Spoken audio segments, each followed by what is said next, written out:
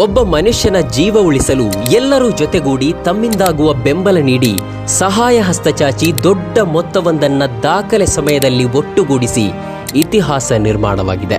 Saudi ಅರೇಬಿಯಾದಲ್ಲಿ ಮರಣದಂಡನೆಗೆ ಗುರಿಯಾಗಿರುವ ಕೋಳಿಕೋಡು ಮೂಲದ ಅಬ್ದುಲ್ ರಹೀಂ ಬಿಡುಗಡೆಗಾಗಿ ಜಗತ್ತಿನೆಲ್ಲೆಡೆ ಇರುವ ಮಲಯಾಳಿಗಳು ಸೇರಿದಂತೆ ಹಲವಾರು ಮಂದಿ ಕಾರುಣ್ಯ ಹಸ್ತ ಚಾಚಿದ್ದಾರೆ. ರಹೀಂನ ಬಿಡುಗಡೆಗೆ ಅಗತ್ಯವಿರುವ ಹಣಕ್ಕಾಗಿ ಮಾಡಿದ ಕ್ರೌಡ್ ಫಂಡಿಂಗ್ ನಿಗದಿತ ಮೊತ್ತ 34 ಕೋಟಿ ರೂಪಾಯಿ ದಾಟಿದೆ.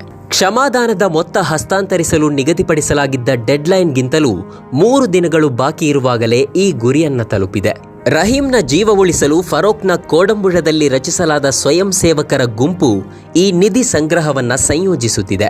ಇದಕ್ಕಾಗಿ ಸೇವ್ ಅಬ್ದುಲ್ ರಹೀಂ ಎಂಬ ಆಪ್ ಕೂಡ ಬಿಡುಗಡೆಯಾಗಿದೆ. 30 ಕೋಟಿ ದಾಟಿದ ನಂತರ ನಿಧಿ ಸಂಗ್ರಹಣೆಯ ಪಾರದರ್ಶಕತೆ ಖಚಿತಪಡಿಸಿಕೊಳ್ಳಲು ಮತ್ತು ಆಡಿಟಿಂಗ್ಗಾಗಿ ಸೇವ್ ಅಬ್ದುಲ್ ರಹೀಂ ಅಪ್ಲಿಕೇಶನ್ ಅನ್ನು ತಾತ್ಕಾಲಿಕವಾಗಿ ಸ್ಥಗಿತಗೊಳಿಸಲಾಗಿತ್ತು.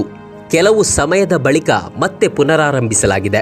ಆಫ್ಲೈನ್ನಲ್ಲಿಯೂ ದೊಡ್ಡ ಪ್ರಮಾಣದ ನಿಧಿ ಸಂಗ್ರಹವಾಗಿದೆ. ಹೀಗೆ ಸಂಗ್ರಹವಾದ ಮೊತ್ತವನ್ನ ಲೆಕ್ಕ ಹಾಕಿ ಮುಂದಿನ ಕ್ರಮ ಕೈಗೊಳ್ಳಲಾಗುವುದು ಎಂದು ಸಂಬಂಧಪಟ್ಟವರು ತಿಳಿಸಿದ್ದಾರೆ.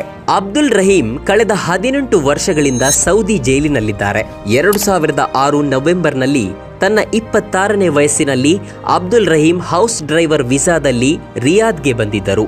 ತನ್ನ ವೀಸಾ ಪ್ರಾಯೋಜಕ ಫೈಜ್ ಅಬ್ದುಲ್ಲಾ ಅಬ್ದುಲ್ ರಹಮಾನ್ ಅಲ್ ಶಹರಿ ಅವರ ಮಗ ಅನಸ್ ಅವರನ್ನ ನೋಡಿಕೊಳ್ಳುವುದು ಅವರ ಮುಖ್ಯ ಕೆಲಸವಾಗಿತ್ತು. ಅಂಗವೈಕಲ್ಯತೆಯಿಂದ ಕತ್ತಿನ ಕೆಳಗೆ ನಿಶ್ಚಲನಾಗಿದ್ದ ಅನಸ್ಗೆ ಕುತ್ತಿಗೆಗೆ ಅಳವಡಿಸಲಾಗಿದ್ದ ಉಪಕರಣದ ಮೂಲಕ ಆಹಾರ ನೀಡಲಾಗುತ್ತಿತ್ತು. 2006 ಡಿಸೆಂಬರ್ 24ರಂದು ಶಾಪಿಂಗ್ಗೆಂದು ಹೊರಗೆ ಹೋಗುತ್ತಿದ್ದಾಗ ಟ್ರಾಫಿಕ್ ಸಿಗ್ನಲ್ನಲ್ಲಿ ನಿಂತಿದ್ದ ಕಾರನ್ನ ಸಿಗ್ನಲ್ ಕಟ್ ಮಾಡಿ ಚಲಿಸುವಂತೆ ಒತ್ತಾಯ ಮಾಡಿದ್ದ ಅನಸ್ ಚಾಲಕ ರಹೀಂ ಜೊತೆ ಜಗಳವಾಡಿದ್ದಾನೆ. ಇದಕ್ಕೆ ಕಿವಿಗೊಡದ ಅಬ್ದುಲ್ ರಹೀಂನ ಮುಖಕ್ಕೆ ಅನಸ್ ಹಲವು ಬಾರಿ ಉಗುಳಿದ್ದಾನೆ. ಅದನ್ನ ತಡೆಯಲು ಮುಂದಾದಾಗ ಆಕಸ್ಮಿಕವಾಗಿ ಕೈ ಕುತ್ತಿಗೆಯಲ್ಲಿದ್ದ ಉಪಕರಣಕ್ಕೆ ತಾಗಿ ಅನಸ್ ಪ್ರಜ್ಞೆ ತಪ್ಪಿ ಬಿದ್ದು ಬಳಿಕ ಮರಣ ಹೊಂದಿದ್ದಾನೆ.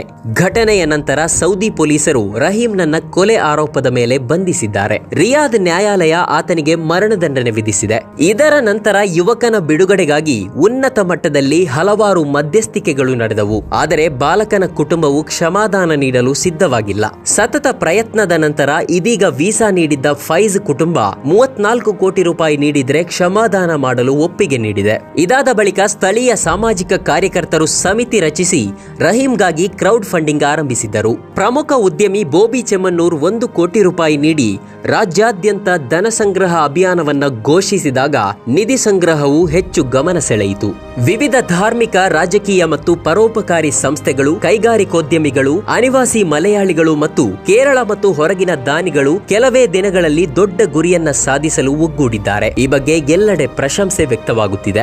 ರಹೀಂ ಬಿಡುಗಡೆಯಾಗಿ ಕೇರಳಕ್ಕೆ ತಲುಪಿದ್ರೆ ಡ್ರೈವರ್ ಕೆಲಸ ಕೊಡಿಸುವುದಾಗಿ ಉದ್ಯಮಿ ಬೋಬಿ ಚೆಮ್ಮನ್ನೂರ್ ಘೋಷಿಸಿದ್ದಾರೆ. ಅಪ್ಲಿಕೇಶನ್ ನಲ್ಲಿ ನಿಧಿ ಸಂಗ್ರಹದ ಬಗ್ಗೆ ಸದ್ಯ ತೋರಿಸುತ್ತಿರುವ ಮಾಹಿತಿಯ ಪ್ರಕಾರ ಕೇರಳದಿಂದ 23 ಕೋಟಿ 67 ಲಕ್ಷದ 66 ಸಾವಿರದ 444 ರೂಪಾಯಿ, ಜನರಲ್ ಕ್ಯಾಟಗರಿಗೆ 1 ಕೋಟಿ 8 ಲಕ್ಷದ 24 ಸಾವಿರದ 551 ರೂಪಾಯಿ, ಕರ್ನಾಟಕದಿಂದ 28 ಲಕ್ಷದ 90 ಸಾವಿರದ 943 ರೂಪಾಯಿ, ತಮಿಳುನಾಡಿನಿಂದ 13 ಲಕ್ಷದ 75 ಸಾವಿರದ 150 ರೂಪಾಯಿ ಹೀಗೆ ವಿವಿಧ ರಾಜ್ಯಗಳಿಂದ ಲಕ್ಷಾಂತರ ರೂಪಾಯಿ ಹಣ ನಿಧಿಗೆ ಹರಿದು ಬಂದಿದೆ.